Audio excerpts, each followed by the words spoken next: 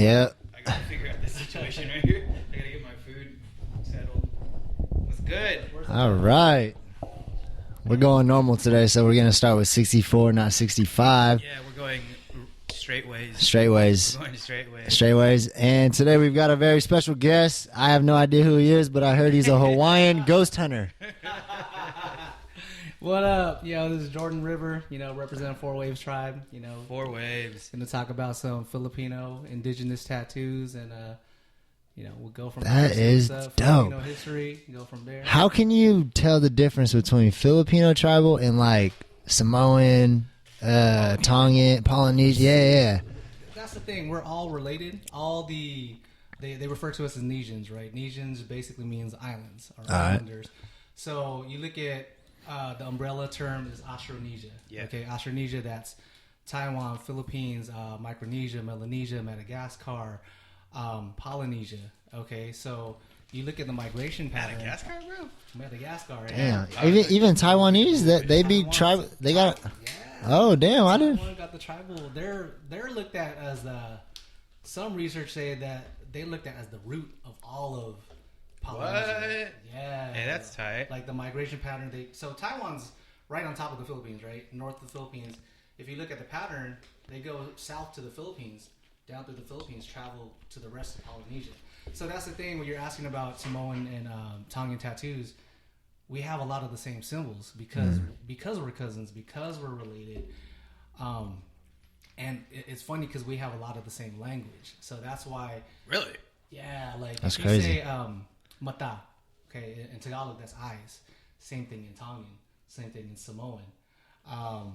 There's tons of stuff that just interchanges. That's why I personally don't identify with Southeast Asian. I identify with the Austronesian culture because of our tattoos, our language, our skin color. Our skin color. You know what I mean? Our creation stories, our folklore. So the what separates Filipino tattoos from all of the other Nesians is our chest tattoos. These are like the most sacred tattoos, especially for men, because you look at some of these patterns. Yeah, I see a lot of those patterns. Like I see the triangles. Yeah, the honeycombs, waves. Exactly. And I see a lot of those. Yeah, we're all related. We're all interconnected together. So that's what's it's dope because you see the Philippines and you see we parallel so many different islands out there. Yeah. And like I was saying, like our language, it's more connected to the Nesian culture than it is to like Cambodia or like Laos, Vietnam, Thailand. Laos. That's why that's a big thing with a lot of Filipinos are what do you call it? They're split. They're like they identify like Asian. Some identify with the islands. Some just like, well, hey, we're Filipino. We are what we are. Yeah. But that goes back to our organization, Four Waves. So basically, Four Waves means there was 4 waves of immigrants, 4 waves of settlers that came onto the islands that made the Philippines who we are. Okay, so that's why we throw the 4. We're trying to get Filipinos to throw the 4 because that's like that represents who we are. Okay, so that's tight. The first wave was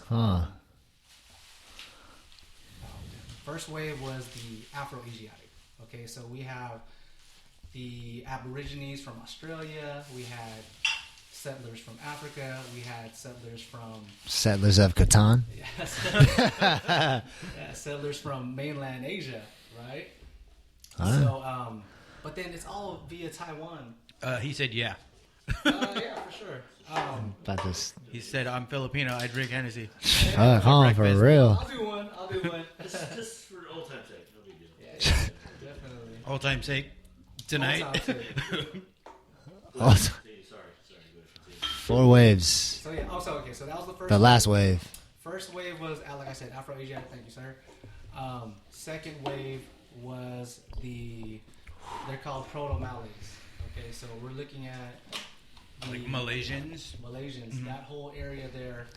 Talking from my bad. From that whole area there from the Malays, Indonesia, Borneo, that area. They settled on the islands. Okay? They did.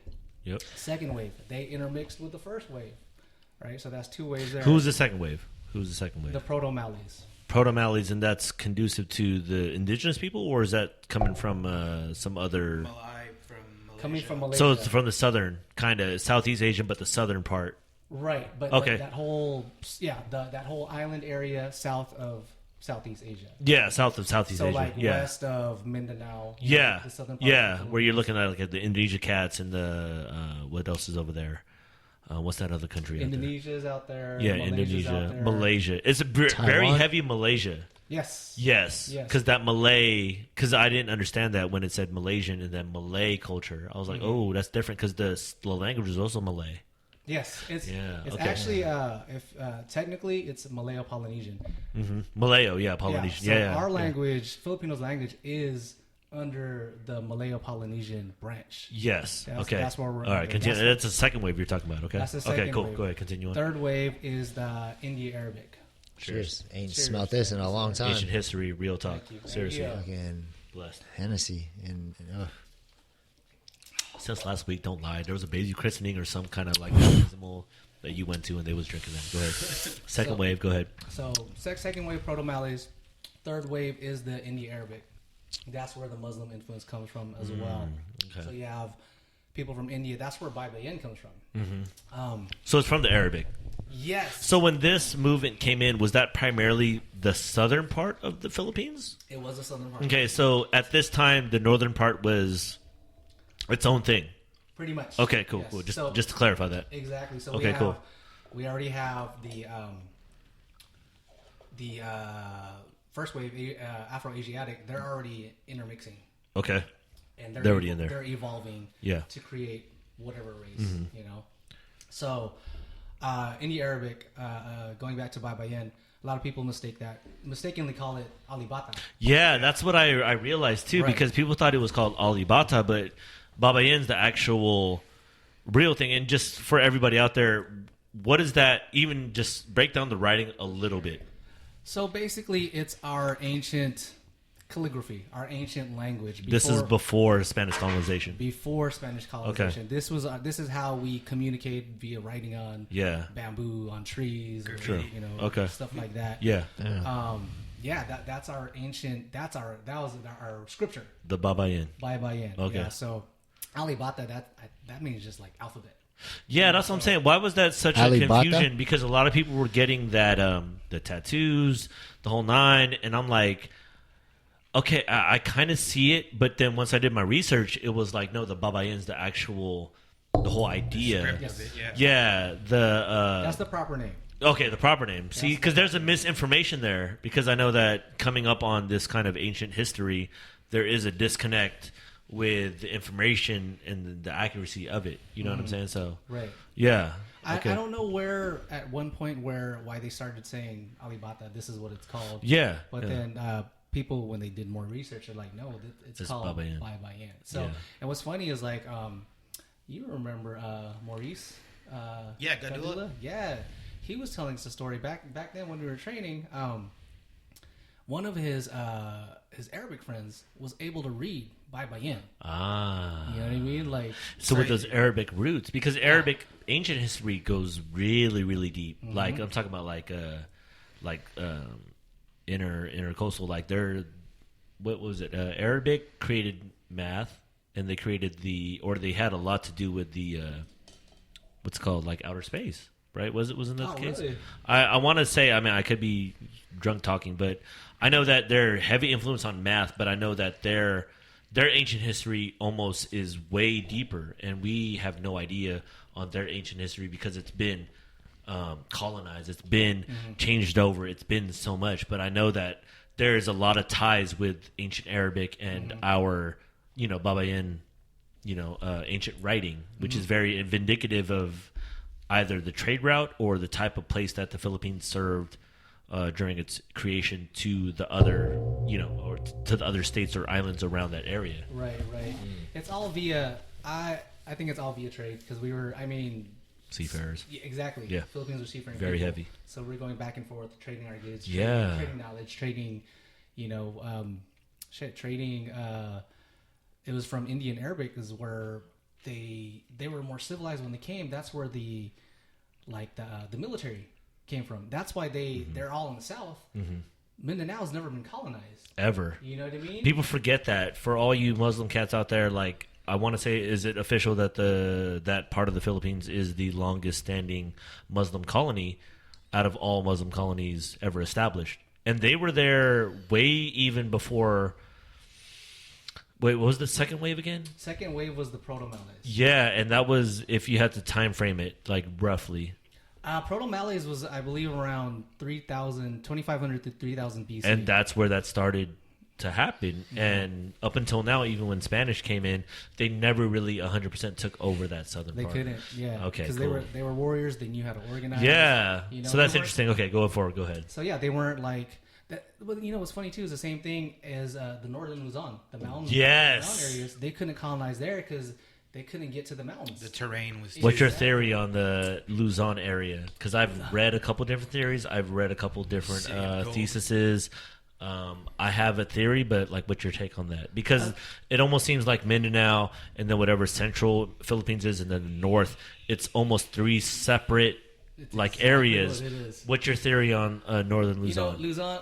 Well, okay, so my ancestors are from Luzon. It you seems know, like a so- lot of people come from that area, but go ahead. Yeah. Mhm. Yeah. So it's like the lowland areas, everywhere in between were the ones that was first colonized.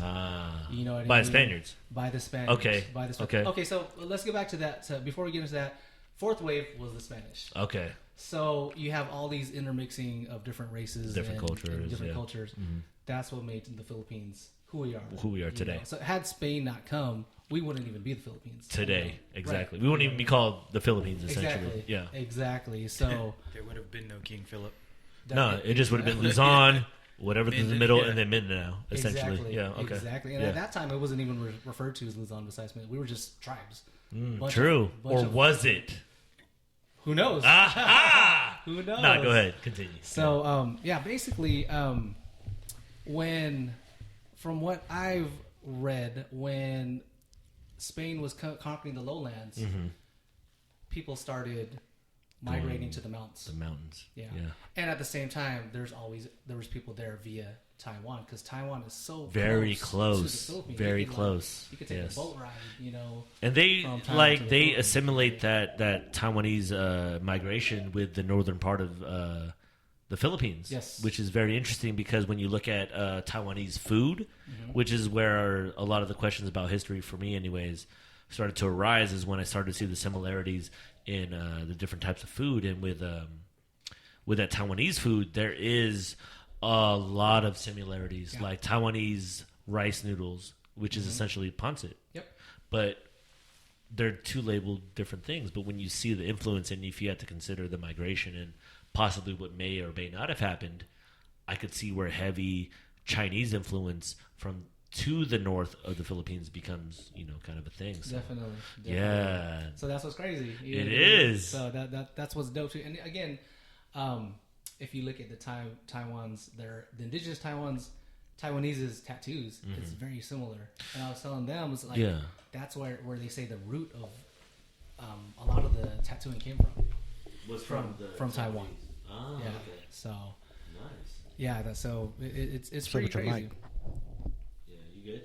I can't. I'm going to be getting to your mic. I can't hear you right now. Yeah, what's up? What the fuck happened? Yo. Hello? Hello? Damn. Fuck! Wait, you up top?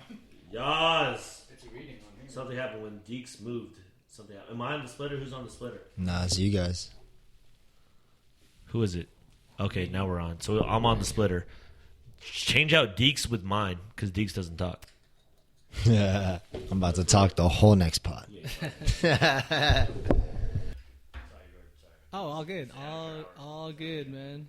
You're bringing some real fucking knowledge right now, though. So go ahead. So you got the fourth wave with the Spanish colonization. Now the northern area possibly being influenced by Taiwan. Continue on. So that's where we think the as far as the art of tattooing came from. It was from the Taiwanese. Yes. Okay. Just because the patterns it's like it's undeniable, man. You see Very the similar. patterns, It's like it's too similar. Mhm. And then again, at the same time, you look at the tattoos from Samoa and Tonga. How would it have gotten from there to Back up there. You know, Okay. So that's why it makes sense that the migration pattern Went from Taiwanese down to Philippines and then out to the Pacific coast. Exactly. Ah. There's a new article too saying that most of Polynesia, if not all Polynesia, Came from that Taiwanese thing. yeah, I've seen that. from the Philippines and I've seen that. So- See, it's funny because the way I trace history is a lot of it is either through cuisine or how indigenous ingredients, whether it's a chicken or whether it's a sweet potato or something like that, like are able to travel. Because when you figure out things that are indigenous to the area versus things that were introduced, then you really start to question, okay, how did it get here? Right.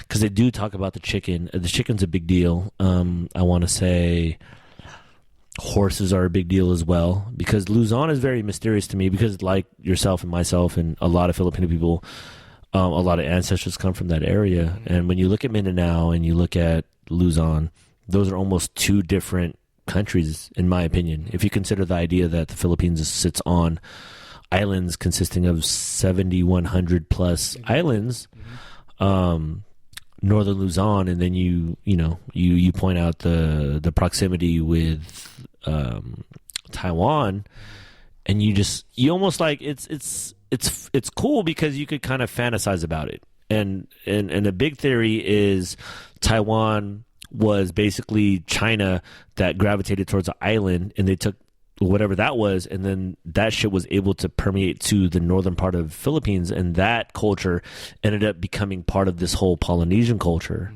And it's traced because the chicken is very vindicative of that kind of migration. We have the same chickens here, or the same chickens in the Philippines apparently, as they do in most Polynesian cultures.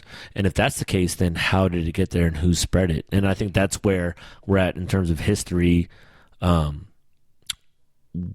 introduced it. Because a lot of people think it came from here and then they came out there and then came back, versus no, it was introduced here, down here, and then introduced out. Right. Which is very interesting, because this is a discussion that's actually happening in real time. Mm-hmm. You know what I'm saying? So, Like you were saying, we are seafaring people. yeah. We were known for building massive. Exactly. Trade routes. Like, we're very comfortable. And I almost think that this speaks to a lot of Filipino people out there, whether they realize it or not, that we have a very strange ability to get along with literally every single person. We find a through line with most cultures, and we're very indifferent to ethnic anything, to be honest. It seems like we're the most universal people that are embracing of other cultures. And I think when you look at seafaring routes, and if you figure that if we did work with as far as India, apparently going to every country going in from India, our country has always been occupied by foreigners. But in that sense, in the past anyways, before Spanish culture, it was through a means of commerce. Yes, exactly. And that means that there's a sense of equality where our purpose is to really exchange ideas or exchange, products, essentially. And then that's the basis of it. Which is crazy, because I look at it as a double-edged sword, where being Filipino-American in this day and age, I embrace the idea that I am very open to other cultures, but at the same time, I navigate through the world not having my own identity. And I think that if it's not myself, I feel like a lot of other Filipino people, whether it's my generation or the generation after me, we don't have something to acclimate to. I hear what you're saying. Boom. I hear what you're saying. Yes. So, Filipino Americans, a lot are confused about where we're at. A lot of people are searching for themselves. Yeah. How do you navigate that, though? Because you figure our history was essentially erased by a migration of... It was the fourth wave. Yeah, you know what I'm saying? And Fourth wave that killed it. And, yes, it's water under the bridge, but going forward, obviously being in the situation you're in and being part of this, organization, like, what is the mandate? What is it that you and the group are trying to accomplish in that sense? You know what I'm saying? So we are reviving, or have already revived, indigenous Filipino tattoos, and we're trying to promote that. The reason why tattooing culture is so important to Filipinos, because that's before Spain came. every single Filipino, or before we were called Filipinos, every single tribe was tattooed, and that's in research from Luzon, Visayas, and Mindanao. When Spain first came in the 1500s, they arrived in the Visayas and they called us. They referred to the islands as La Islas de los Pintados, which is the island of the painted ones. So they saw. I mean, imagine going to a foreign place, and you seeing people tattooed all the way up, painted from head to toe. Paint, but that was our tradition. That was our culture, and it was in every single region of the Philippines until Spain came. So tattooing is directly related to headhunting. Directly related to headhunting. So they outlawed headhunting, of course. With headhunting being outlawed, tattooing almost vanished. Yeah, because that was your bounty or your reward for doing, your work. Yeah, of course. Yeah.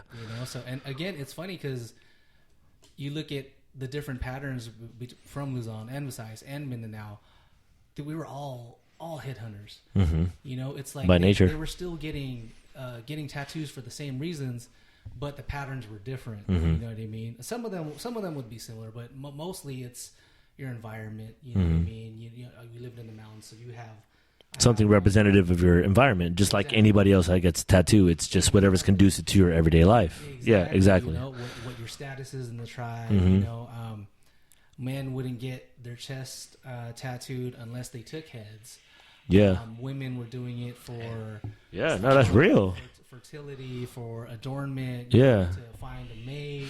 It was more representative of a way of life, and that was your mark essentially in terms of tribal culture. If I had to take a guess, I feel like that's like a Chinese thing too, because I heard Chinese when you see dragons, the more dragons they have, the higher hierarchy they are. Yeah, dragons hold a really big spot in how Chinese culture is. Yeah.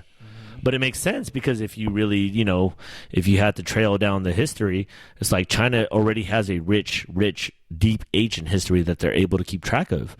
And if you consider the idea of when the dynasty was being pushed out, which is the idea of Luzon, where they talk, I forgot what the last dynasty was. Anywho, they were pushed out, and there's a theory out there where the northern part of Luzon may have housed the last emperor of China, and that's what they're saying is like Luzon is vindicative of the Lu dynasty, and then Zon means, I don't remember, but getting high and just reading shit. I'm like, that's a very fascinating theory because I just got done watching fucking Genghis Khan or what's it called, Marco Polo.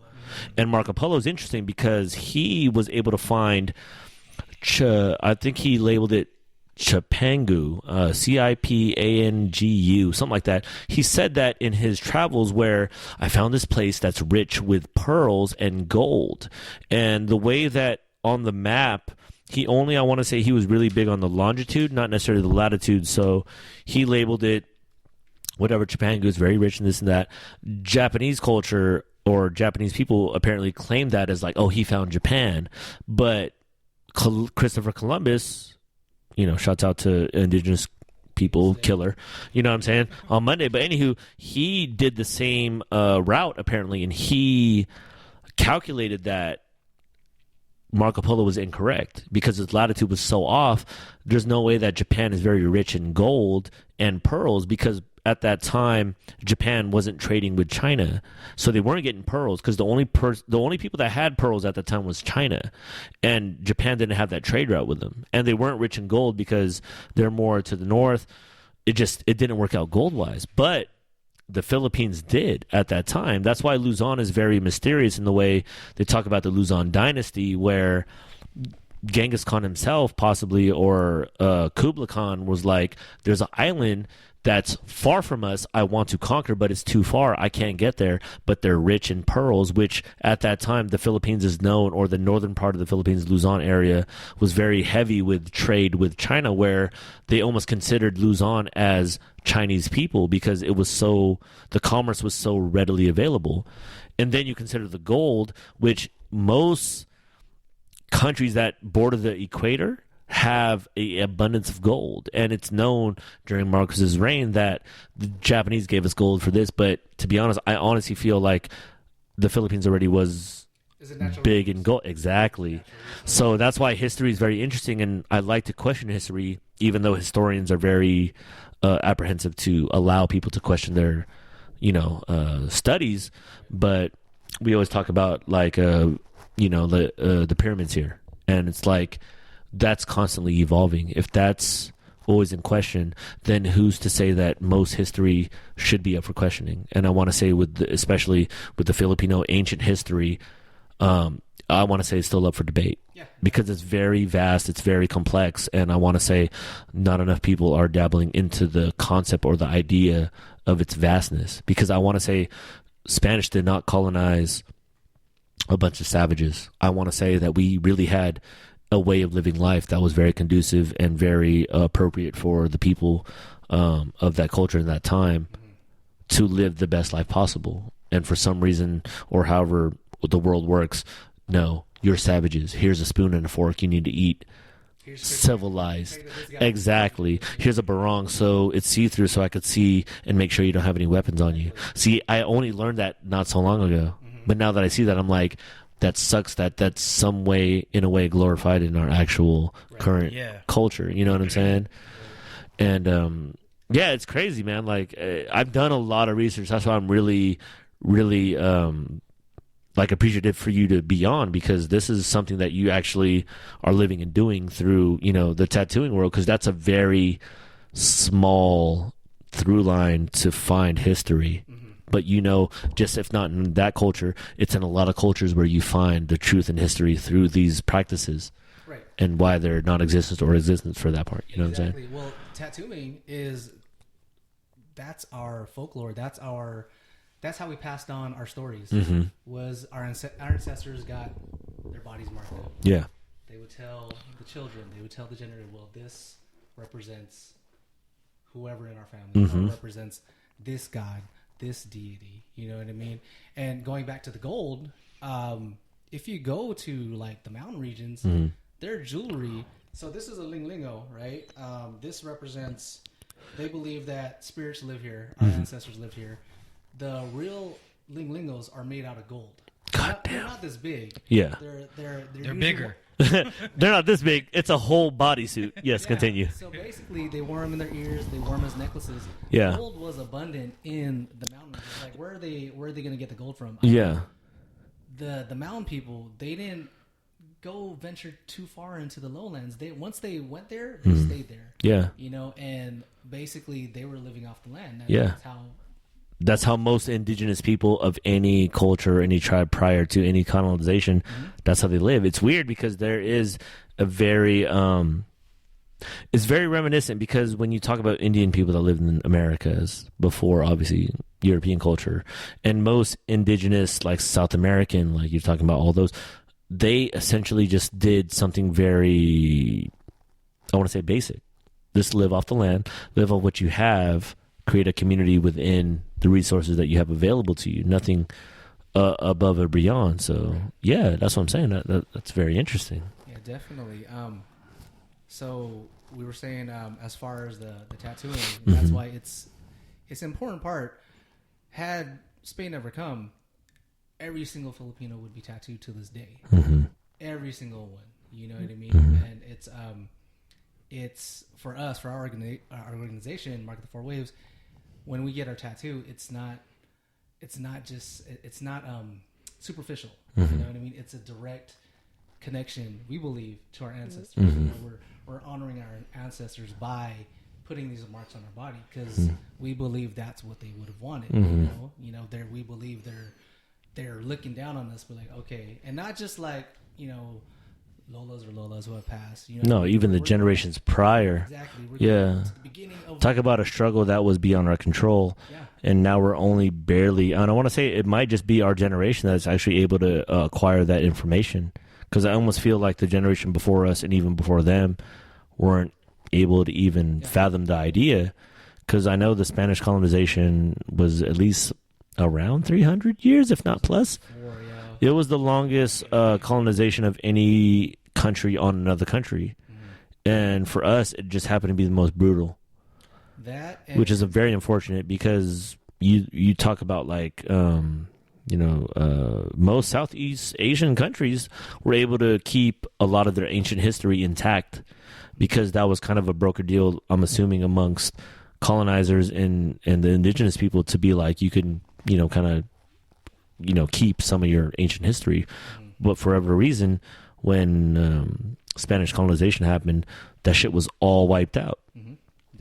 Shit, we weren't even going to be called Filipinos. Yeah. The Filipinos were the Spanish that lived in the Philippines. Those were the Filipinos. Yeah. What I mean? They didn't want to give us that name. Yeah. Filipinos. The land was named after King Philip, but they felt we weren't worthy of being called King Philip. Yeah, exactly. Or Yeah. Filipinos. Yeah. So it was only for the people that occupied the land. Exactly. Which is very unfortunate because we adopt that. And I've heard of discussions and people talking about like the name Pinoy or Philippines. Once you really delve into it, it's like, not to say you don't have to call yourself that or anything like this, but just look at the idea of how that came about and then trying to rethink it. Because, and I don't know of any culture that's like that, and I don't want to be like all homebody about it, but I mean, I'm Filipino American, of course, but I do have this fascination because every friend that I know and everybody that I know does have an ancient history to clamber onto. But for some reason, my culture and my generation, the only things that are out there that are known is only Spanish culture going forward. And I would like to know ancient history. And I almost like the idea of this weird world where there's a lot of possibilities out there. Philippines might have been its own kingdom on its own. It might have been thriving just as much as what they say with the United States, with the indigenous Indian tribes here, where they're like, yo, they was already killing it. And it was already disrupted by the idea of another culture coming in here and trying to, impose their culture, which isn't a bad thing. Because I'll be honest, without them, this conversation would be happening. That's what I'm saying. So how do you, for you knowing everything that you know about possible ancient history stuff with the Philippines and with America, how do you navigate through the world today? And what is the best representation of how to go about it? Because it is kind of tough. You know what I'm saying? Not a lot of Filipino people want to delve into any type of ancient history because they're already on their own grind. Like, whatever, it's whatever. That's where that colonial mentality is a big part of it. You know what I mean? That came from... It's almost like first nature, not second nature. Right. Spain came, and then... America came. Exactly. Japan was in the middle of that. We didn't kick Spain out. We got sold to fucking America. Exactly. You know what I mean? America saw the resources like, we can come over here and get this. We continue to be a colony of America till this day. Exactly. Even though we're independent, but realistically, we're the only Asian culture that embraces American culture like it's our own. Right. We're puppets to the U.S., man. It's a puppet True. government. Well, I don't want to get into the whole... Say it! Say what you mean! Fucking the independent race is on. Like, dude, this is a conversation I honestly feel that needs to happen. And it doesn't happen enough because people feel like, I don't talk politics, I don't talk religion, I don't want to get deep. I'm like, fuck getting deep. How about just talk about surface level shit? Like, what are we living on a day-to-day basis? Like, why do we have to slave ourselves out from that? Like, it's weird for me to identify with a Spanish culture. Because I look at Chinese people, I look at Vietnamese, I look at Korean. I'm like, they're so foreign to me. But yet when I meet a Mexican person, I'm like, yeah, we on the same page, baby. Like, I'll see you at Mass on Sunday on 6 o'clock. But when you look at both histories individually and you figure out how we got to this point, it's kind of like, how can we never question it?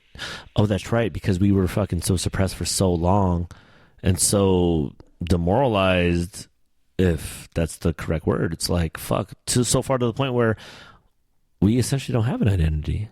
And it kind of sucks going forward. But with things like this and this conversations, I'm like, there's an ounce of hope to let me feel like I'm channeling some inner spirit that may have existed way before my time. It's your ancestors, bro. That's what I'm saying. Your ancestors, man. They're talking to you. That's how I feel. They're using you as a vessel to get through to you. You gotta get tatted. I think I do have to get tatted. You do. Hey, yo, do you guys... I really feel. With the... We do the shark tooth. Tapping, we do hand poking. The main shop. This was. What's the tradition? Like, how did they do it? In the Philippines, it was hand tapped. Oh, the way they did it back in the day, everything was so tapped. they're tapping. Tapping. So what are they using? What's the thing that's tapping? Like, just to get a little intricate with that. So it's like basically a little bamboo branch. Okay. And then the thorn is like from a citrus tree. or an orange tree, or Okay. some type of citrus fruit. Yeah. They make the suit, the ink out of man, it's basically from like the black stuff from the bottom of pots. So it's not. Yeah, like the residue or the I forgot what to call that. Even now, man, like I went to go see One God. This is where I got this from. Uh-huh. It's not the most. I was scared, bro, because like Yeah, that doesn't sound. Yeah, it's mad sketchy. it's not sanitary at all. Yeah, it's mad sketchy. But yet, then do you go against like a practice that was possibly over like how many years? You know what I'm saying? Exactly. Which is kind of weird because coming from the Western world, you're thinking like, I need sterile environments, Yeah. I need this, I need that, versus, well, shit, these motherfuckers may have been doing this for more than 2,000 years, if not more. Right. And that's still questionable, but I mean, that's what I'm saying. But see, people are going up there because she's she's kind of like a tourist attraction, which is it's good. It brings revenue to that area. Yes, as it should be. Yeah. At the same time, a lot of people feel like she's being exploited. Yeah. You know what I mean? You have hella foreigners going over. But that's a very okay. So let me ask you that question then. It's being exploited, but yet it's almost like a good thing because there's a certain preservation factor in there. right. If I had to take a guess, out of the 100 people, and that's probably downplaying it, but 100 people that go over there to for that tattooing thing, how many of those actually have like, get the idea and possibly spawn this kind of conversation? Because this conversation could touch one person who decides to tell 10 people, and one of those 10 people decide to tell 1,000. Yeah. And that's how I honestly feel, because I don't know the Filipino language. Like I'm barely aware of some of the history. I'm trying to do my best to do it, but I know I'm not indigenous to the culture. I haven't even fucking been there. And it sucks because I want to go there being a Filipino American just to identify with something. But also when I look farther away and look at the big context, I feel like Filipino Americans are blessed because you do get a blank slate.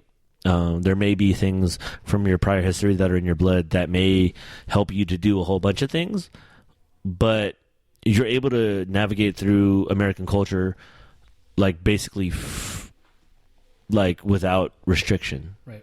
You know what I'm saying? You're like a child. Yeah, because most cultures almost have to burden another generation before them. With Mexican culture, it's very traditional. Chinese culture, you still trying to abide by a certain thing. With Filipino people, especially Asian Americans or Filipino Americans, first gen, second gen, there essentially isn't a barometer on how to live this life in American culture. And I want to say I've actually benefited from that because there wasn't a preconceived culture I had to abide by. Like, I did go to church a little bit, but I already knew that shit was fucked up because I was like, hey, how come Pops ain't going? I was like, oh, if that ain't going, then I know this shit ain't bullshit. I mean, this shit's bullshit. Because if he ain't going, then Where do you have to go? you know what I'm saying? That's why the hip hop culture and the dance culture and the whole, Filipino culture in the 90s essentially helped bring me to a realization of arts and being myself, not necessarily with the ancient culture per se, but it kept me in tune with that. And now that I'm glad I'm revisiting it because the information's available now and Right. discussion points are there. There is people like yourself, and I know there's a handful of people out there, if not more than that, that are really trying to talk about the possibility of what we came from and trying to preserve that. Because once a generation passes by, and if they don't speak the language just as much as I don't, then that means whatever our generations and our ancestors went through The language dies. is for nothing, Yeah. essentially. You know what I'm saying? I'm Filipino American too. Yeah. Unfortunately, I don't know how to speak the language Yeah. either. Yeah. I can understand it. You know what I mean? It's funny. I can write it. Because Oh, shit. I can think about it. Yeah. Think about it. Okay, then I'll write it. But if I'm trying to carry conversation, it's like, okay, give me a second. I got to get my thoughts together. It doesn't come out like that. That's going back to also assimilating. My parents assimilating into the American culture. That's Filipino American. Yeah. They had a hard time. They decided it would be best or easiest for me and my siblings to grow up just speaking English, Which sucks because why the fuck is only the Filipino culture wants to do that? Because Chinese people were like, fuck that. You're going to Sunday school. You're learning fucking Chinese. Vietnamese people are like, nah, we speak in Vietnamese all day, every day. Fuck that. But the Filipino culture for some reason was like, no, I do not want no trouble. Do not get beat up at school. Learn the most proper English possible. Fuck! Speak English.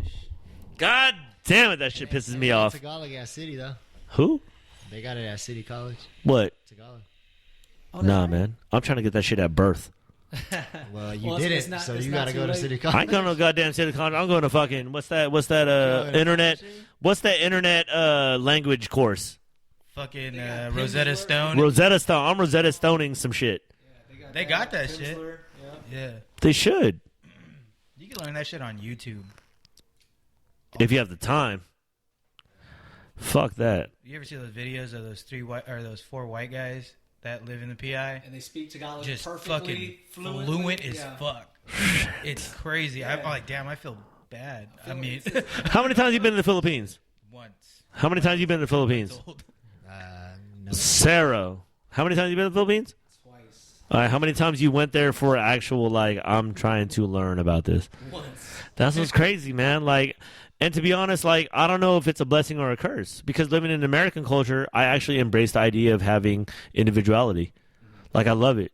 But I also love the idea that there's a possibility that Filipino people, or whatever you want to call ourselves back in the days, was the idea of being possibly greater than what we ever could imagine is insane. Like, you ever heard of Princess Urduha? No. So there's a princess apparently in the Pangasinan area of the Philippines, or wherever that is. There's a statue of this individual. She's apparently a princess of that island, of the Talawasi people, and she was a warrior princess Yeah, I was gonna say. that fought off like a whole fleet of invaders. Apparently, I don't know if it's Spanish, but invaders, and they made a statue for her. And this, nobody talks about it. I don't know. I was super high one day. I was looking up something, and it led me to this. And the Philippines made a really funny Disney movie out of it. But all I'm seeing is like this fucking beautiful princess of this crazy mixed descent able to wield some power. And the myth is that she fought off an entire army by herself. Obviously, that's not the case, but the way it's depicted through myth, she did that. And there's a statue erected for her in that area. And I'm like, how the fuck does nobody know about this? Yeah. How is this not a Disney movie She was a fucking 10 years ago? You know what I'm saying? Swordsman. Yeah. She was a Seriously. Like, it was like that. Like, if you look at the trailer on YouTube, look up fucking Princess Urduha. It's the wildest shit. And that's just one little thing that we may have uncovered. Like the Laguna Copperplate. You heard about the Laguna Copperplate that they found in the Laguna area of the Philippines? No. So anywho, they found this copperplate in the 1990s, I want to say, That's recent. or 80s. And it was basically a copperplate that was found in the Manila area. It was written in Old Malay or Old Tagalog, I want to say. And what it said, it was basically like a exchange of currency. But all that says is this, and I want to say the date of it was 900 BC. So between 900 BC and whenever the Spanish invaded, the assumption was Filipino people were some weird tribal people that had no type of writing system, no nothing. Yet you find this Laguna Copperplate. Look that shit up, bitches. It's basically an exchange of either real estate or goods. And the reason why it's significant is because it depicts a bunch of different cultures in this writing, because it's written in Old Malay. So it's not necessarily Babayin, but it's something else that's very conducive to other cultures, meaning that there was some trade happening between a fucking shitload of people.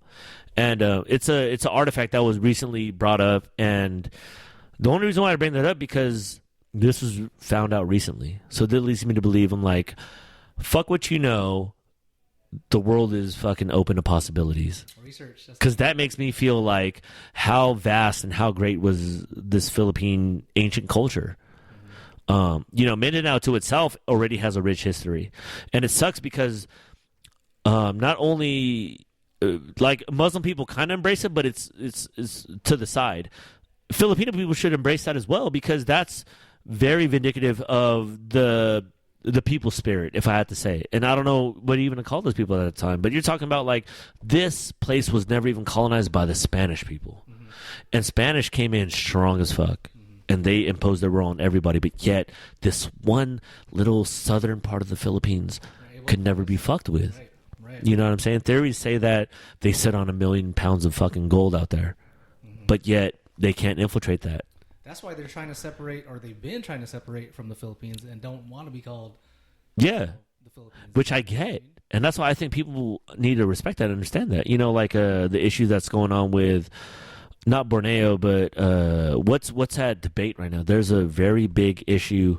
Duterte, the president? The president, but even it precedes him. There's a piece of land that's very controversial with Southeast Asia in its claims to it.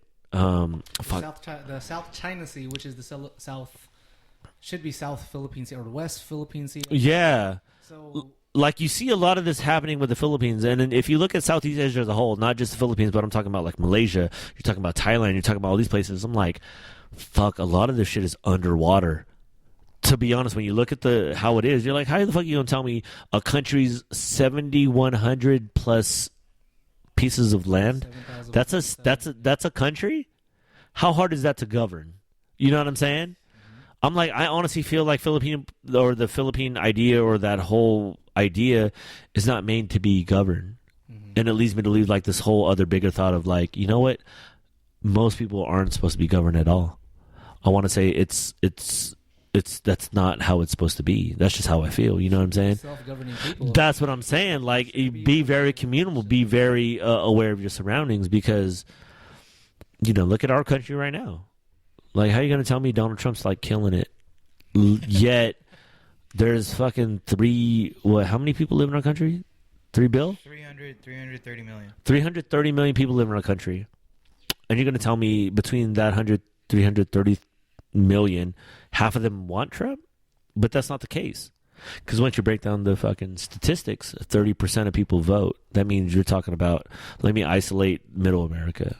For instance, those are the people that vote. And out of those 30 people, 50% of them want Trump. 50% of them want Hillary. So that's not indicative of the actual people that occupy the land. I think with that, too, is like the whole Trump-Hillary thing. Like, I Bullshit. think they just gave us a fucking villain in Trump. So majority of people are like, fuck, I don't want this dude. You're going to pick The what opposite. they believe is the lesser of two evils. But That's what sucks. there isn't a lesser two evils. There isn't. You know what I mean? They're Regardless, both we're fucked up in their ways. We're fucked either way, you know. So I think that he was, like I said, we were given a villain, Yeah. someone to hate. You know, I mean, yeah, he has the supporters, but I think it's more so people can be like, I don't want this dude. What do you honestly think of like the debate right now? Like, what do you think about the presidential candidacy right now? I think it's all bullshit, man. Yeah. Either way, we're fucked. I think Clinton's gonna win no Yeah. matter what. Yeah. There's just She owns the media. there's like these two. You know, they give us these two choices, but to me, it's an illusion. Like regardless, that Regardless, president there's is people already. behind it. Yeah, there's Always is. Everybody knows the winner. I mean, you know, they know who's gonna win. Exactly. It's like that saying: the presidents are The manager. selected, not Yeah. elected. Ooh.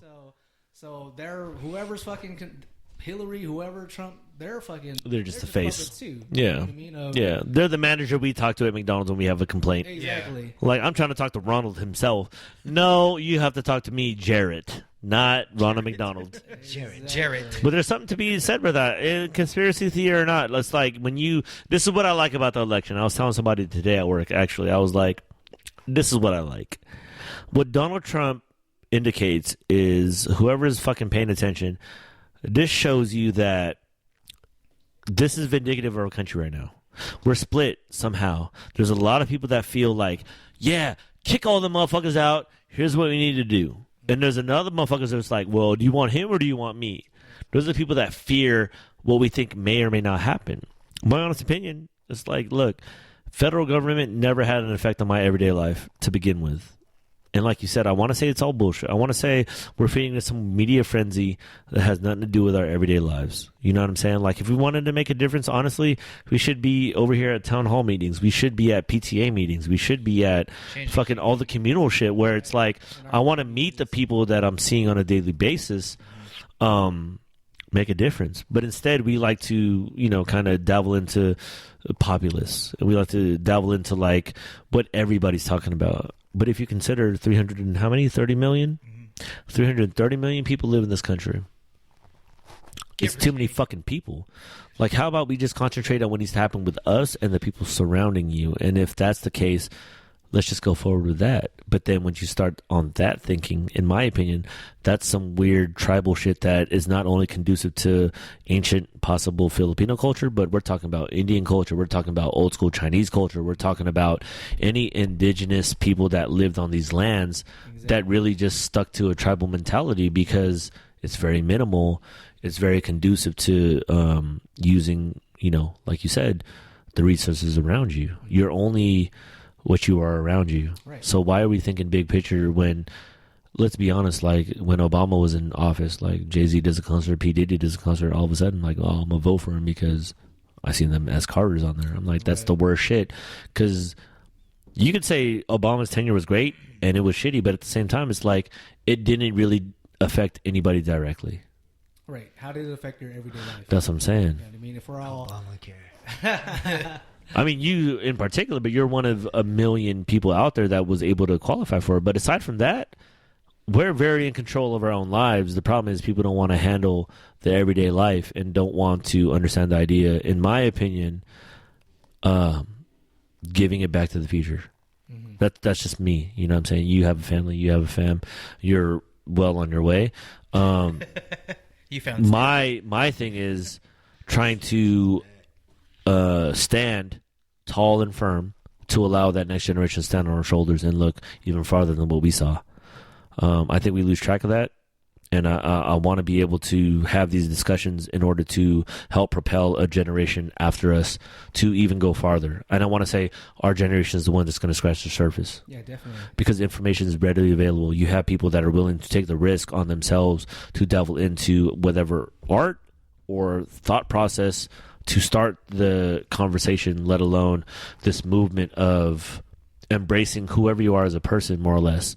I don't want to say it's conducive to being Filipino per se, but there is something about embracing who you are as a person. And these are the little things that allow us to do it. And I hope that that's the case going forward, because when I look at everything and I really take a farther step back, I'm like, this is all fucking nonsense. Mm-hmm. You know what I'm saying? I only control what I'm in control of when I wake up. And you look to your left, you look to your right, you look who you're hanging out with. I'm like, that's really what we're in control of. So how about let me focus all my energy on that, let everything else play out the way it plays out, because I don't want to have to worry about some nonsense that's beyond my control. And that's how I feel. Because once I really figured out like the voting turnout, when they said, 30% since like the 50s, I was like, that's fucking ridiculous. But yet, when I looked up the Philippines, that shit was 70%. And I was like, that's fucking crazy. But when you look up Marcos fucking educated people, allow them to take part in their, in their communities. Mm-hmm. And even if you're fucking a farmer, even if you're this, it's like, learn and you'll be a part of it. You know what I'm saying? I was like, controversial him is or isn't. I'm like, that was huge, because that's fucking crazy that the Philippines versus the United States has a 70% turnout versus a 30% turnout. That's the whole voting thing too is like people are like, well, no, you gotta vote. It's a privilege, we have to fight for that. But at the same time, it's like you have other countries that believe in voting their whoever their ruler is gonna be, mm-hmm. And then you have people like, well, me for instance, I don't believe voting works. I don't either. You know what I mean? Here at least. Yeah, I think that's the way just to get me in a fucking jury. That's just me. Exactly. So you know what I'm saying? Find out where the fuck I live after fucking 10 years. I'm like, I ain't feeling that. So that's what's it's a trip. Like you like I said, you go to different lands. Are like, no, you have to vote. We fought for that. People bled for your right to vote. Yeah. And then you have people that are like, no, I don't believe in that shit. It's regardless. Back to the Marcos thing. I met this one dude in the Philippines who said during Marcos's reign out there, it was one of the best times. That's what I hear. So what's your take from the people you talk to? Like, I've asked actually my parents, I've asked other people's parents, what's your honest take with that? Because I almost feel like I've been jaded by the idea that this motherfucker was a dictator, this and that, but yet I see statistics and I see everything that preceded him, and I'm like, I mean, I don't know.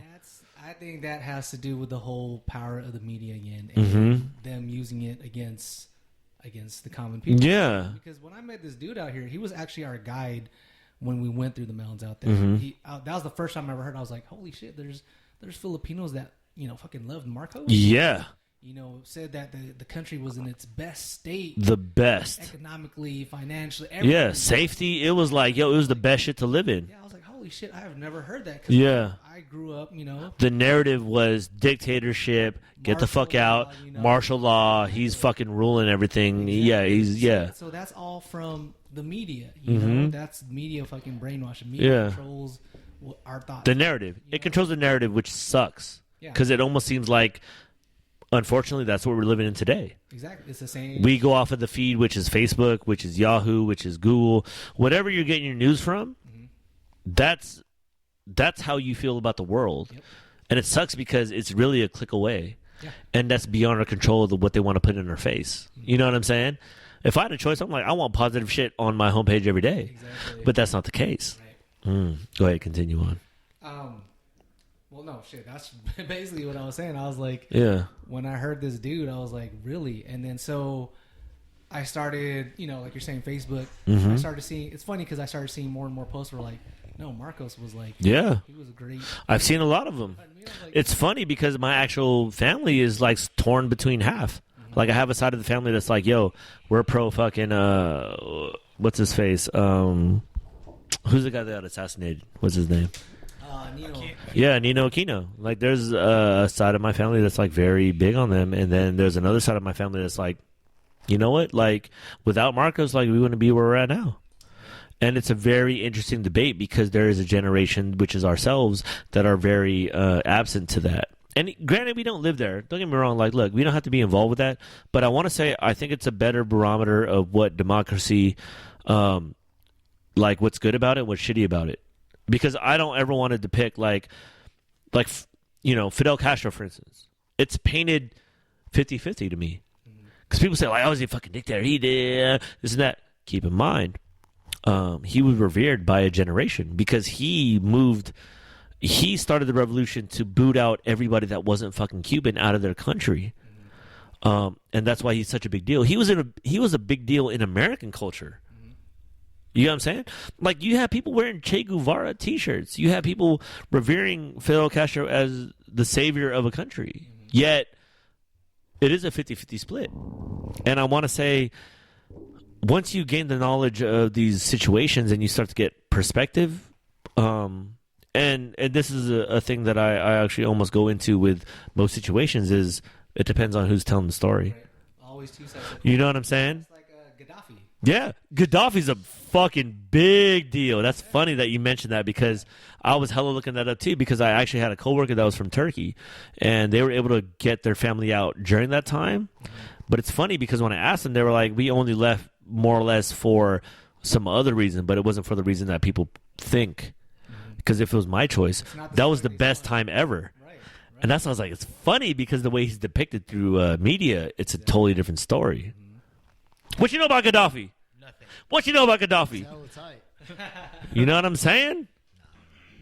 This is what it is. See, now with the knowledge at everybody's fingertips, you almost want to ask how media plays a role in our everyday lives. If I had to take a through line between, if anybody out there listening, and Jamie Foxx said this on the Tim Ferriss podcast, I want to say, he said, take back the fucking narrative.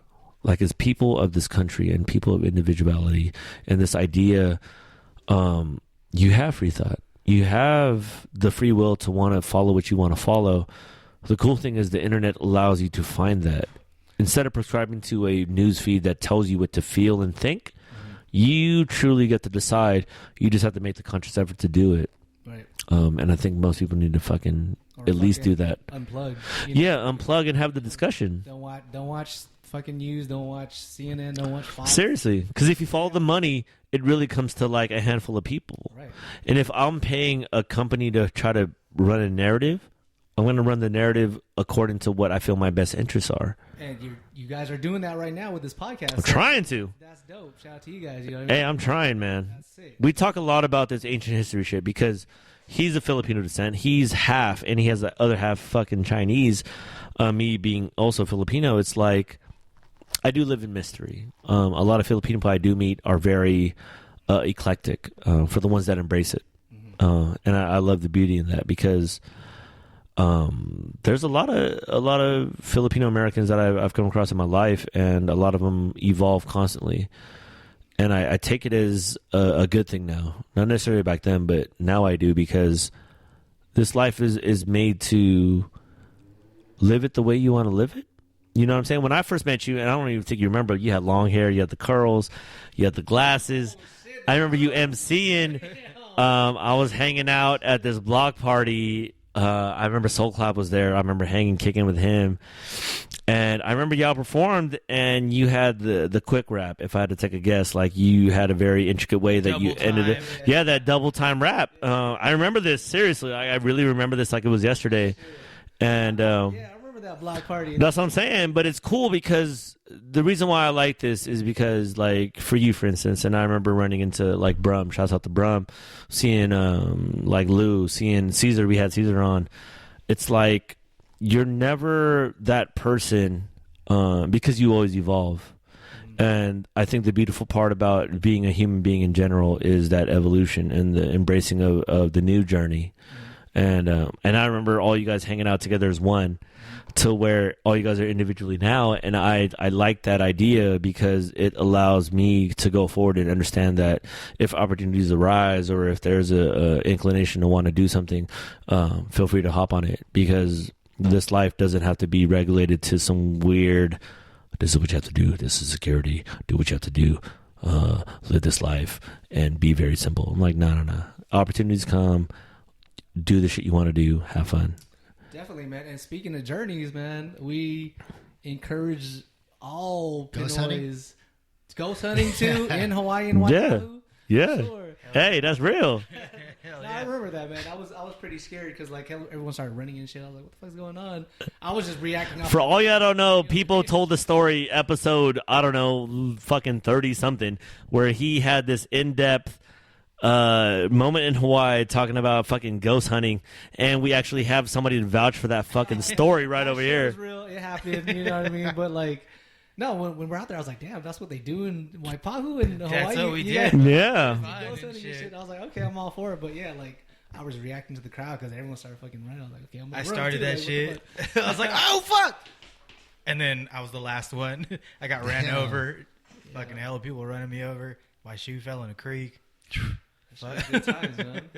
That's when I first met people. Young life. Yeah. The young life. 97. How old were you, Jordan, if you don't mind me asking? At the time, I was 17, turning 18. Woo! graduated. That young life. Okay, tell me this. Jordan at 18 and Jordan where you're at now, fucking a nice 22 years old. Thank you. What 22. do you feel the trajectory was at that age? What did you think you were going to be doing at this age now? Shit, I thought I'd still be fucking rapping and shit. Uh-huh. You know, I thought I'd be fucking living large, fucking Yeah. touring the world and shit, you know, but, you know, it didn't work out like that. So how does that work? Like, how does that work though? Like, this is interesting because I think this is an interesting conversation because I know there's a whole bunch of 17, 18, possibly 16-year-olds out there that may or may not be listening to us, but life, especially for Asian American, Filipino American, it kind of takes whatever course you want to take. You know what I'm saying? Like, there's no expectations. It's like, if you have to give a bit of information about somebody, you know, growing up in this paradigm, like, what would you give advice to? Shit, man, if you be prepared when you get your first kid. That's true. That's the Yeah. biggest game changer in the world. How so? How so for all you fucking parents out there? Your priorities are completely flipped around. This feels like I'm not buying those fucking pair of shoes anymore. Like, Yeah, my no. style is out the fucking door. But in a good way. You know what I mean? Good. In a good way. I'm blessed to be a dad and have kids. That's good. And be where I'm at right now. Congrats. And thank you. And, you know, try to teach them what, you know, guide them in the right way. Hopefully. Shit, I'm not I make mistakes all the time. That's what I'm saying. Like, that's the weirdest thing. Like, you guys are both parents. Like, what's that like, P? Like, how do you feel about, like, for instance, like your oldest, like, she's coming into her own. Like, how does that work? You know what I'm saying? She's like almost her own person. I want to say she'll probably move out in about a year. That's what it feels like. That's what it feels like for sure. I like Jordan said, you kind of just have to not necessarily guide them, but give them a goal, give them something that that's tangible for them, and it's kind of like an everyday thing. It's not something like you're going to be an actress when you're going to be a model, or you're going to do something crazy. You're going to have a crazy scientist or whatever. Nothing like that. It's a day by day thing for us anyways. Like, finish your homework. Do that without complaining. You know what I mean? And that kind of changed our attitude, but it's inevitable that you're going to get blowback and of course. They're young. They're coming up. Do you ever try to talk to her about like ancient history of your bloodline? Her capacity's not there yet. She gets bored hella quick. She's a lot like me, in that sense, where when I was young, I didn't want to sit through shit. I didn't want to sit through scenic dollar practice or learn the history of these dances. I just wanted to just do them. She's the same way. But there are times when it's just her and I where we'll get pretty deep stuff, and she's like, I didn't know that. That's crazy. I'm like, yeah, man. It really is. That's what I'm saying. The biggest question for me is, like, how do we preserve ancient history that we're not really accustomed to having? You know what I'm saying? So, back to the whole journey thing. Yeah. We encourage whatever type of, you got 20% Filipino blood, 5% Filipino blood. Learn about our tattooing culture. Learn about our arts. Learn about Eskrima. Learn about all our... Yeah, delve into some of that. Like, what else do you guys cover over there, like in terms of curriculum or just like any type of pertinent information, you know what I'm saying? Because I'm very fascinated by that, because it's really cool that there's an organization out there that's able to really put a lot of resources into like preserving these things that essentially almost are on the outskirts as of right now anyways, you know what I'm saying? That's on the possibility of being endangered. I think once you start doing the research, because basically in order to get a tattoo, you have to research your personal history. Meaning you have to talk to your elders. You have to ask them questions. That alone, for me anyways, inspired me. Yeah, same here. I started learning shit about, I didn't know Lola did this. Exactly. So seriously. It makes you more curious. It makes you want to learn more. And then for me, so the tribe's been together since 97. I've been involved with them since 2007. I came upon them back in, I would say like 05, 06. I wanted to get a tattoo, but I didn't feel like I deserved it. That was just me. I was like, I don't want to just get... It's good though, because there's some, I felt like you had to have meaning to it. Yeah, so you should. When I finally was ready, I was like, okay, I'm ready to get tattooed by them. I started with my glove. After that, I wanted to learn more, because the founding, we call them datus, the 10 founding guys there. Datus, especially our head researcher, Al Feston. What's up, man? Al Feston. He is they very knowledgeable in terms of our history, the origin connected to our tattooing culture. And we have, so after I got my tattoo, I was like, shit, okay, I gotta feel like I gotta, I earned it. But now I got to keep it, like I can't let it lose its meaning. Yeah. So then I was like, okay, well, I want to start learning Eskrima. It makes you want to be more involved. That's crazy, because it almost seems like if anybody does a permanent marking on your body, it almost seems like that's the way it should be regardless. Even if it's this culture or another culture or anything, like the minute you're willing to put some shit on your body that's willing to be there for the rest of your life, it almost seems like it's automatic to want to know about everything about that, like how it got to your body and the whole history, because it almost seems like it's sacred in that way. It is, because it's one thing to treat it as art and just like kind of casually do it to the point where, all right, it's all good, but also like I have this marking on my body for a reason, and I also want to know everything behind it. Definitely. And that's very commendable, and that's cool, at least on your part, to want to take it to the extra level. You know what I'm saying? almost, I want to say every person that goes to the tribe and wants to learn about Filipino tattoos, they have that same mentality. Mm-hmm. That's my issue with Polynesian tattoos in general, because it's kind of like a fad now. Mm-hmm. You know what I mean? Yeah. You know, you see hella Tribal guys with this, tattoo. Yeah. you know, Polynesian tattoo. I mean, people will look at me like, oh, Polynesian is Polynesian. Yeah. You know what I mean? Not knowing the difference, which is fine. But there's a lot of intricacies there. Right. You know what I mean? So, like I said, it's like people see something, okay, that looks dope. I want to get it too. Mm-hmm. You know, but where's the meaning? You know, Yeah.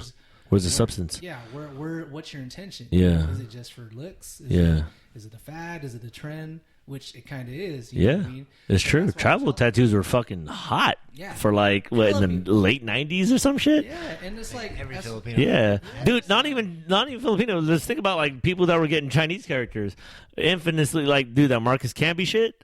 Remember that fool got that shit on tattoo? Like that shit just means like fucking the splits and then something else. Like that has nothing to do with like anything else. Yeah.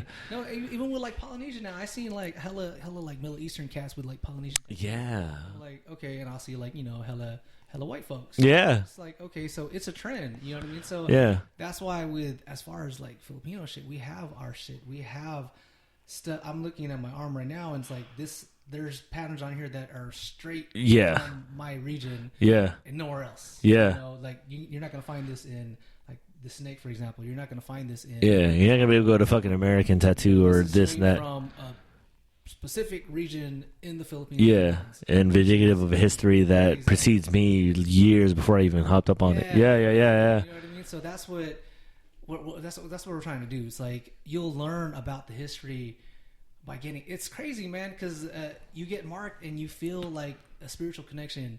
You know what I mean, automatically, like you're like, oh shit, I feel my freaking ancestors inside of me, and that's where the journey comes from. Mm-hmm. That's like the beginning, and then you keep on researching, wanting to learn more. For that's from everyone else in the tribe, all my brothers and sisters.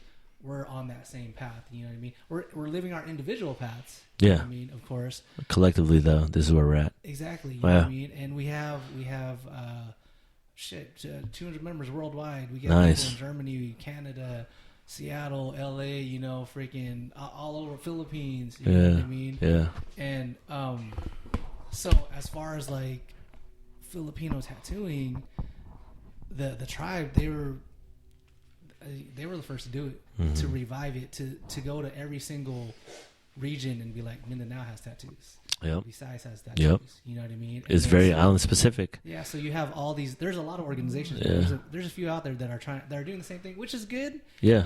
They're researching, but there's this organization in Australia that basically took the whole model of What you guys my are doing organization and exploited it. Exactly. Yeah. You know what I mean? So that's what's kind of fun. Well, that's what you're subjugated to. You know what I'm saying? It sucks because the effort's great, and then you have somebody that looks at it and looks at it as a business opportunity, which is shitty.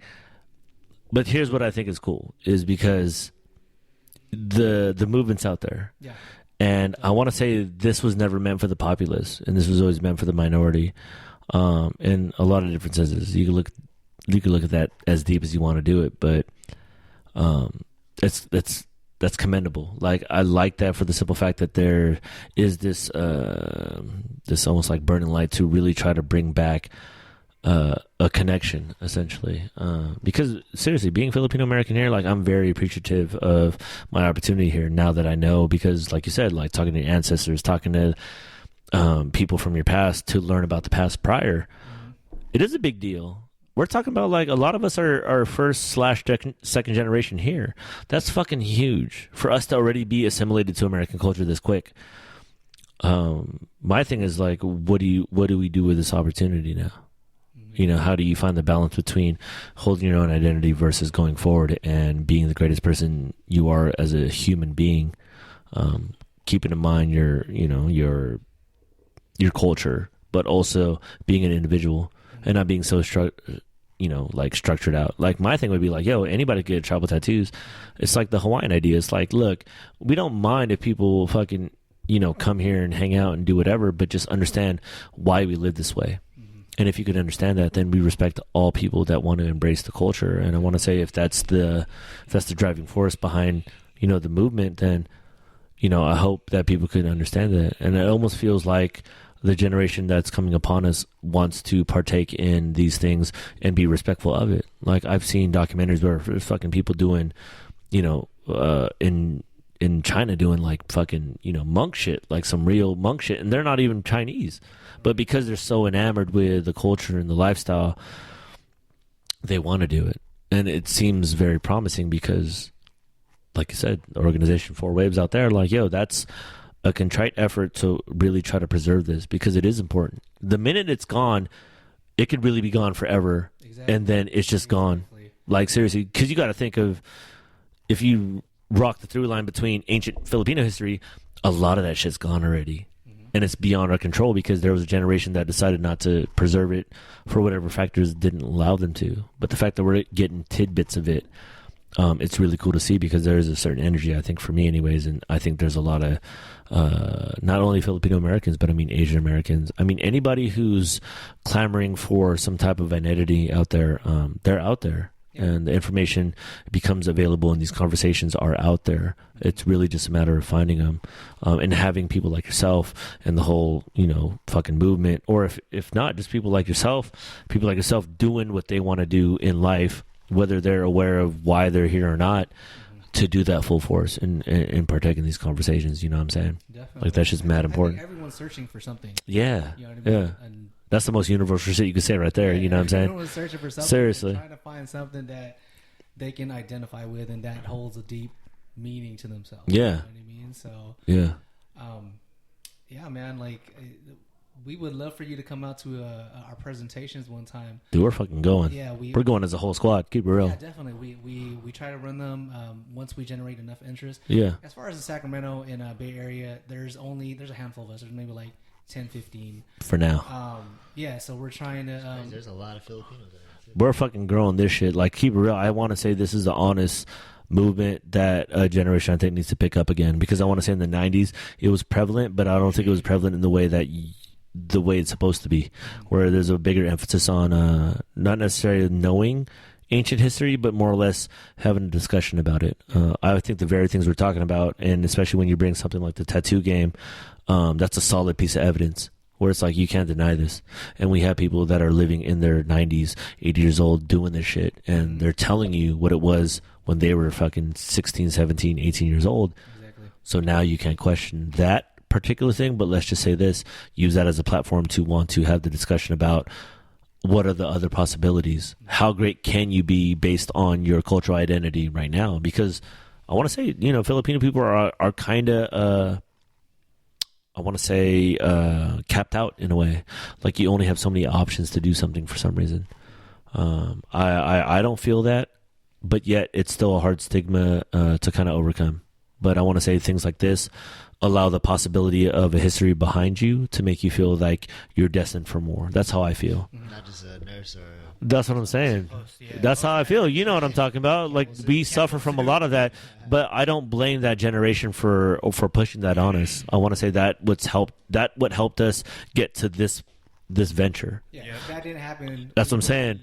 But where we're at, how do we add on that and utilize the resources we have now? And I want to say it is things like this that allow, for one, the conversation to happen, second, to put the word out there and just see where this goes. And I want to say it is for the preservation of culture, but more or less for the improvement of individuals going forward, whether you're Filipino or not.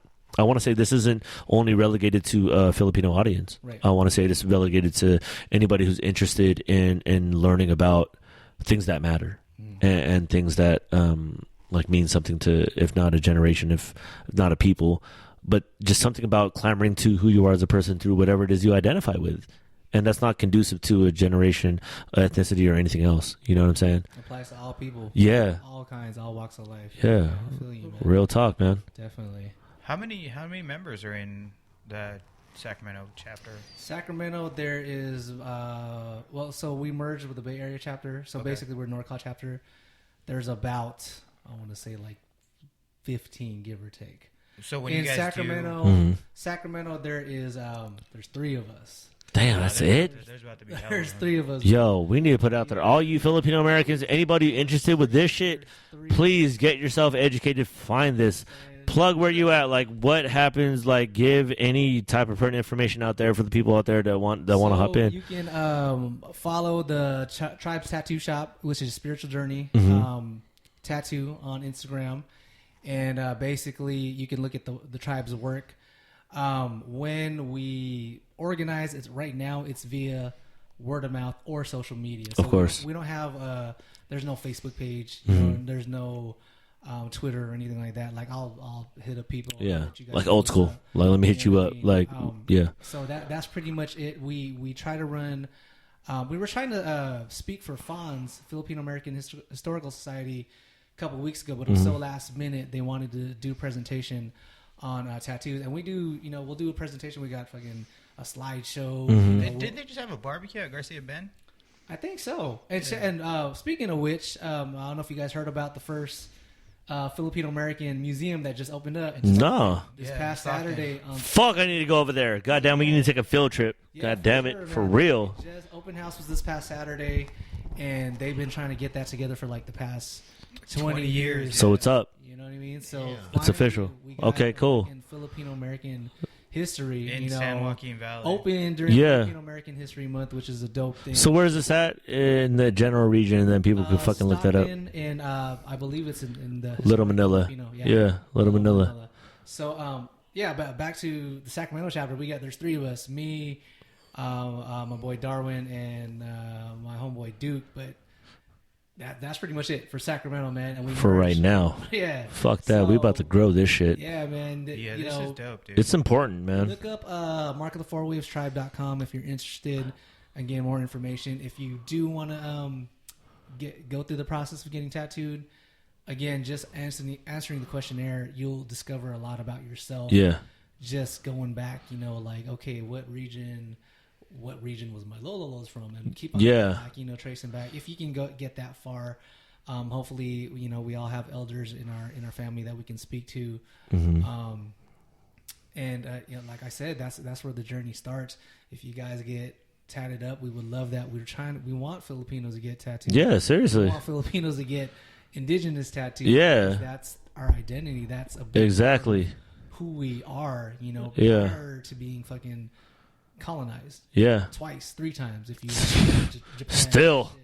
You know what I mean? Still living in fucking California, still colonized. Yeah, that our fucking mentality is colonized. Yeah. You gotta break It's free trying from to change that, yeah. Yeah, so that's where it starts, is by answering the questionnaire. Hopefully y'all get tattooed. I would love to see you guys. Oh, dog. I'm really thinking about it, dog. I ain't gonna lie. Ryan's gonna come back next month and his whole body's just. I'm just saying, man, like, to be honest, if I had to make a choice, it would be something like that, because that's how I feel, is like, there needs to be more substance to it. There's no way that I'm putting a fucking permanent marking on myself without ever having some depth to it. You know what I'm saying? So at least to know that now, at least that's an option. And to be honest, I want to say I'm leaning more towards that. Dude, I definitely no, seriously, man. Like, because I would never want to do it any other way. That's just my opinion. Because obviously, I'm of non-marking at the moment. But if I did have to do it, it would definitely be that way more than anything else. And that's the honest truth. You know what I'm saying? To get it tapped in, if you like. A lot of my work is via gun. Nah, you gotta get it tapped. Yeah, you gotta get it tapped. Fuck, you get it tapped? Wait, you get it tapped too? Oh, you are. It's official. Well, yeah, I gotta. Well, what?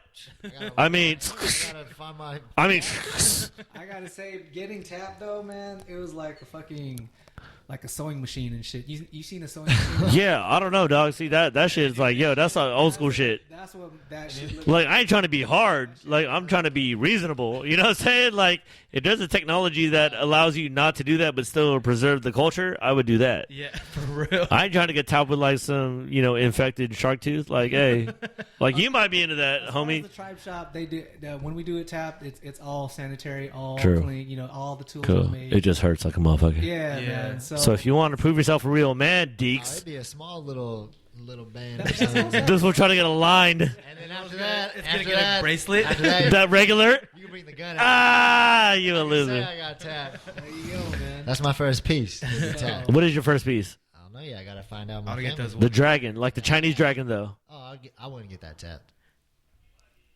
That because there's a lot of color that I get in it, so I definitely ain't tapping all that shit. No, we ain't doing color, bro. Oh, Didn't have color back then. What's wrong with you?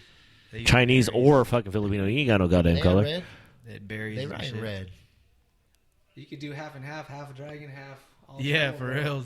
No, seriously, Okay. there's hella mestizos, hella, not everyone's, full Filipino. No, a lot of people aren't full Filipino. Exactly. Yeah. So That's what I'm saying. My kids aren't. represent- Exactly. My kids aren't. You know what I mean? See, there you go. Real talk. Yeah, Jordan, thank you for being on, man. I really appreciate this, man. Thank you. For We having definitely have to have fucking revisit once I get my first tattoo, like for real, because I really want it that way. I ain't gonna lie. Just don't do Polynesian, bro. No, not hating on Polynesian. No, nothing wrong with Polynesian. I'm just saying we're getting into specifics now. That's like saying like I love Chinese food. Yeah, Chinese food is like a whole fucking continent. Like there's Sichuan, there's fucking. I get it. Like there's a new movement going on with like I appreciate that, man. Seriously, plug what you need to plug. Let people know where the fuck you need to be at, and we'll close this motherfucker up. Again, Mark of the Four Waves Tribe. Fucking Google us. Spiritual Journey tattoo on Instagram, and Jordan River _4 waves. I just post pictures of my kids and 49ers. shit like Well, that. fam, you're a human being. That's what people need to remember. End of the day, this is a motherfucking human being trying to live this life, man. Like for real. Exactly. Trill Walsh. Trill Walsh. You know what I'm saying? Ah, shit. He tried to pick up the man. Oh, let's go, James. So, fucking look us up. All Filipinos, non-Filipinos, you curious about Culture, tattooing everything culture else. and how it's directly related to our ancestors, Yeah. our history, our people, our identity. Look us up. Mark of the Four Waves Tribe. Tatak ng Apat na Alon. Woo! I don't even know what this motherfucker said. I gotta get them subtitles going. You know what I'm saying? Tatak ng Apat na Alon. Damn, that's dope. Mark of the Four Waves. Damn, that's a beautiful language. You know what God I damn mean? it. So, Yeah, that's again, tight. we throw the four, Thank you. We throw in the Four Waves because Tribe. Four Ways that's Tribes. what makes Filipinos. Yeah, get out there, spread the word, everybody. Be honest, man. Like this is a new world and this is a new thing. Filipino Americans alike, or anybody who's very curious about Filipino culture. That's fucking one entryway into that fucking great world, and it's still a mystery. The conversations are happening abundantly. Jordan, like seriously, thank you for being on, brother. I you for appreciate having your me. time, man. Thank you for Seriously, having man. me. I know you're a busy man, new family and all, the whole nine. Doing your whole thing. So anytime is appreciated, brother. Like I Definitely. appreciate it, man. Definitely. Seriously. We'll look up too. Like I said, Yeah. I want to see all you guys out Team Tattoos, Earth to whoever, we getting it. That's real talk. Live. It's live. Motherfucker, get your shit together, bitch. Four waves. Good. We out. Peace. Four waves. Come get it. 64, 4 waves.